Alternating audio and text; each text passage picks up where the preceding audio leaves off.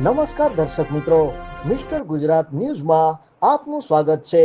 ભુજ તાલુકાના કોટલા ચકાર ગામે ભેડ માતા મંદિરે વિશ્વ ઊંટ દિવસની ઉજવણી કરાઈ। ભુજ તાલુકાના કોટલા ચકાર નજીક આવેલી સરણવાડી ભેડ માતા મંદિર ખાતે કચ્છ ઊંટ ઉછેરક માલધારી સંગઠન દ્વારા વિશ્વ ઊંટ દિવસની ઉજવણી કરાઈ હતી, જેમાં કચ્છ ઊંટ ઉછેરક માલધારી સંગઠનની વાર્ષિક સાધારણ સભા મળી હતી। આ સંગઠન સાથે કચ્છના 8 તાલુકાના 324 પરિવારો જોડાયા છે। સંગઠન દ્વારા ઊંટ પાલકોની આજીવિકા, ઊંટોના ચરિયાણ, આરોગ્ય માટે સક્રિયપણે કામગીરી કરાય છે।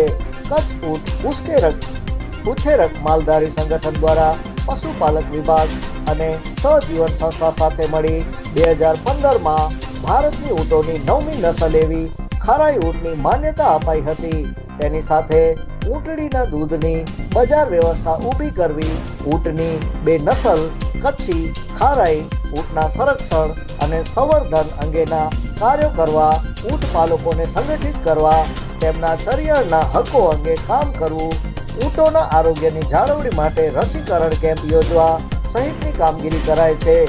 ઉજવણીમાં કચ્છ, સૌરાષ્ટ્ર અને ગુજરાતના ઊંટ પાલકો, પશુપાલન વિભાગ, ચૂંટાયેલા લોકપ્રતિનિધિઓ, સરકારી વિભાગના અધિકારીઓ, અન્ય સ્વૈચ્છિક સંસ્થાઓ જોડાઈ હતી। આ કાર્યક્રમ દાતા તરીકે શંભુ જગમાલ રબારી રહ્યા હતા, તેમનું ખાસ સન્માન કરવામાં આવ્યું હતું। Report by Ali Mohammad Chaki. જોતા રહો મિસ્ટર ગુજરાત ન્યૂઝ, સત્યતાની સાથે સ્પષ્ટ વાત। મારું નામ આસાભાઈ રામાભાઈ રબારી, કચ્છ ઉછેરમાં ઊંટ માલધારી સંગઠનનો પ્રમુખ। અને આજે વિશ્વ ઊંટ દિવસની અમે દર વર્ષ ઉજવણી કરી છે। આ વખતે અહીંયા બ્રડ માતાજીના સાનિધ્યમાં અહીંયા વિશ્વ ઊંટ દિવસની ઉજવણીનો કાર્યક્રમ રાખ્યો છે। અમારી વચ્ચે આજે કચ્છ મોરબી સાંસદ વિનોદભાઈ હતા, ધારાસભ્ય શ્રી ત્રિકમ સાગા સાહેબ હતા, વલમજીભાઈ સાહેબ હતા, અનેક મહેમાનો, જિલ્લા પંચાયતના પ્રમુખ શ્રી જનકસિંહભાઈ હતા, અને મહેમાનો દ્વારા અહીંયા આજે ભગવતી મોમાઈની ઊંટની પૂજા કરી, સાથે સાથે એ દિવસે ઊંટનો ઉજવણી દિવસ ઉજાવ્યો। આજે મારે વાત કરી હતી ખરેખર વધારે કે આ ઊંટ દિવસનો ઊંટો માટે કે આ માલ ખરેખર વધુમાં વધુ કેવી રીતે બચે એના માટેની, અને આ માલની જ્યાં જ્યાં ચરિયાણ છે એમને પણ ક્યાં જ્યાં નુકસાન થાય એ ખરેખર એમના માટે બહુ અઘરું છે। કારણ કે આ મીઠીમાં જ્યાં જ્યાં માલ ચરે છે, આ મીઠીનો માલ છે, એમાં 2 વિભાગ આવે, ખારાઈ અને મીઠીનો માલ। અહીંયા અત્યારે જે માલ આવે છે મીઠીનો માલ છે, અને દરિયામાં રહેતો એનો ખારાઈ માલ કહેવાય। અને જ્યાં જ્યાં મીઠીનો માલ રહે છે ત્યાં અલગ અલગ જગ્યાએ ફોરેસ્ટ ખાતા દ્વારા અને કંપનીઓ દ્વારા, ઉદ્યોગ દ્વારા ઘણો ઝાડનો જે નિકામ થઈ રહ્યો છે એમનો ખરેખર જે એમનો ચરિયાણ બચે। સાથે સાથે જે ગાય ભેંસમાં એમને સરકાર દ્વારા નિમણૂક કરેલી જમીન કે 100 ઢોર પાછળ 40 એકર ગૌચર જમીન હોય, એવી રીતે ખરેખર મારી વિનંતી સરકાર સુધી છે કે આવી રીતે ઊંટને પણ ખરેખર માન્યતા મળે, જમીનમાં ગૌચર એમને તરીકે નિમણૂક થાય, એવી ખાસ મારી વિનંતી છે સરકાર સુધી।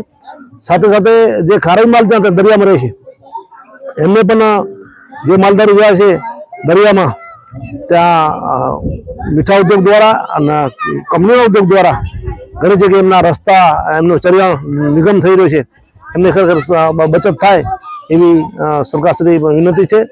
અને સાથે સાથે જ્યાં જ્યાં ઊંટ માલધારી અમુક બેટમાં જાય છે, લખપત તાલુકાના, ત્યાં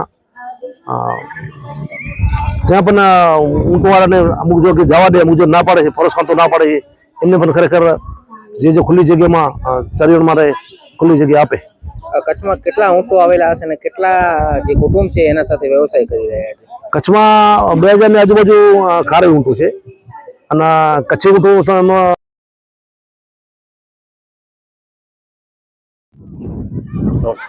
નમસ્કાર, આસાભાઈ રબારી, પ્રમુખ શ્રી માગપટ વિસ્તાર ઊંટ ઉછેરક માલધારી સહકારી મંડળી અને કચ્છ જિલ્લા ઊંટ ઉછેરક માલધારી સંગઠનના કારોબારી સભ્ય તરીકે 22મી જૂન એટલે વિશ્વ ઊંટ દિવસ એના ભાગરૂપે આજે વિશ્વ ઊંટ દિવસની ઉજવણી તથા અમારી વાર્ષિક સાધારણ સભા નિમિત્તે આજે કચ્છના સાંસદશ્રી, ધારાસભ્યશ્રી, ડેરીના ચેરમેનશ્રી તથા અમારા સમસ્ત કારોબારી સભ્યો તથા જે આ ઊંટ ઉછેરક માલધારી સંગઠનમાં 360થી પણ ઉપર જે પશુપાલકો જોડાયેલા છે એ તમામ સર્વે અહીં પધાર્યા હતા. મારે મુખ્ય ઊંટડીના દૂધ વિશે જે વ્હાઇટ ગોલ્ડ કહેવાય એના વિશે જ કહેવું છે કે અમારે અહીંયા ગુજરાતીમાં કહેવત છે કે ઊંટ ટાળે આંકડો અને બકરી ટાળે કાકરો. એના અનુસંધાને કે ઊંટડીનું દૂધ તો પ્યોર ઔષધીય જેને કહેવાય એ પ્યોર જડીબુટી ખાય છે એટલે એનું દૂધ પણ પ્યોર જડીબુટી જ હોય છે. એની અંદર વિપુલ પ્રમાણમાં કુદરતે જ ઇન્સ્યુલિન આપેલું છે. એ ઇન્સ્યુલિનને કારણે ડાયાબિટીસના દર્દીઓને જે ઇન્સ્યુલિનની જરૂર પડે છે એ ડાયાબિટીસ માટે રામબાણ ઇલાજ તરીકે પણ ઔષધીય રીતે કામ આવી શકે છે અને વધુમાં વધુ માર્કેટિંગ થાય. દૂધ સારી વસ્તુ છે, બધા લોકો સુધી પહોંચી શકે એના માટે ડેરી પ્રયત્નો કરે, અમારું સંગઠન પ્રયત્ન કરે, સરકારશ્રી પણ વિવિધ આને માર્કેટિંગ માટે શું શું કરવું જોઈએ એવા પ્રયત્નો કરે. તથા અમારા જે ચારિયાળના પ્રશ્નો છે, મુખ્ય તો ચારિયાળનો પ્રશ્ન આવે ઊંટ માટે તો જે ચેરિયાનો નિકંદન નીકળી ગયા છે, અમુક કંપનીઓએ કાઢી નાખ્યા છે, અમુક જંગલ ખાતાએ જમીનો બધી જગ્યાએ એવું, તો એ અમારા પ્રશ્નો હલ થાય એવી અમારી માંગણી છે. અત્યારે દૂધનો શું ભાવ આવી રહ્યો છે અને શું માંગ છે, શેનામાં કામ આવી રહ્યા છે? હવે વાત કરીએ દૂધની તો દૂધના હવે પહેલાં તો ફિક્સ 50 રૂપિયા ભાવ હતો અને ₹1 સંગઠનનો એમ 51 રૂપિયા ડેરી અમને આપતી હતી. અને આ વખતે હમણાં ફેટ અને SNF ઉપર દૂધના ભાવ કરવામાં આવ્યા છે. મિનિમમ 2.5 અને 6.8 SNF હોય તો 50 રૂપિયા પૂરતા બધા પશુપાલકોને મળી શકે છે. અને હવે વધુમાં વધુ કેમ આને વિદેશમાં તો આપણે સર્ચ કરશું તો ઘણા બધા એના ભાવ છે, તો આપણું દૂધ વિદેશ કેમ પહોંચે એના માટે પ્રયત્નશીલ રહીએ. અમારું સંગઠન કેમ વધુ મજબૂત થાય, કેમ સ્થિર થાય એના માટે ઘણી બધી યોજનાઓ છે સરકારશ્રીની. એ બધી યોજનાઓનો અમને લાભ મળે એવી અમારી. આ દૂધ કયા બીમારીમાં ખાસ કરીને કામ આવે છે? દૂધની વાત કરીએ તો આ દૂધ છે એ ડાયાબિટીસમાં તો રામબાણ ઇલાજ છે. એના સિવાય અમે પ્રાથમિક ધોરણે મંદબુદ્ધિના બાળકો ઉપર પણ પ્રયોગ કરેલો હતો. એના વૈજ્ઞાનિકો જે ઘણા વર્ષોથી એના ઉપર સંશોધન કરી રહ્યા છે કેમલ મિલ્ક ઉપર, એ પણ આવ્યા હતા. એના માટે સરહદ ડેરી સંગઠન અને સહજીવન દ્વારા આપણે ભુજ મધ્યે સ્મૃતિવનમાં મોટો કાર્યક્રમ રાખેલો હતો. તેમાં તજજ્ઞોએ ઊંટડીના દૂધના કેટલા બધા ફાયદાઓ છે અને એનું પ્રમાણ તો આપણા શાસ્ત્રોમાં પણ કરેલું છે. જેમાં કીધેલું છે કે ઊંટડીનું દૂધ છે એ ગેસ, અપચામાં, ડાયાબિટીસ માટે મંદબુદ્ધિ. રબારી દેવરાજ રાજાભાઈ. આજે વિશ્વ ઊંટ દિવસની ઉજવણી કરી રહ્યા છો, તો અહીંયા કેટલા લોકો માલધારીઓ છે, કેટલા ઊંટ આવ્યા છે અને ક્યાંથી આવો છો? મારું ગામ સણોસરા. આ છે ભેડ માતા, જે લોકેશન છે ભેડ માતા.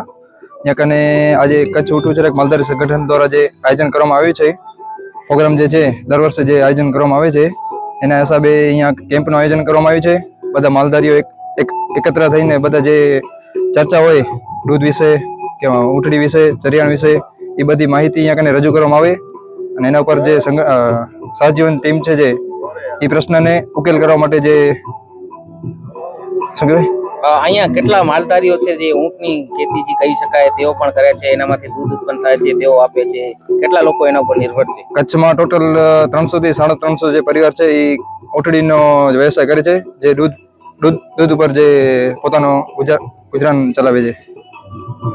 અહીંયા આજે શું શું વિશેષતાઓ છે? અહીંયા આવ્યા છે તો એના ઊંટને કોઈ રસીકરણ કરશે કે હું કાંઈ દવા કાંઈ કરવાના છે?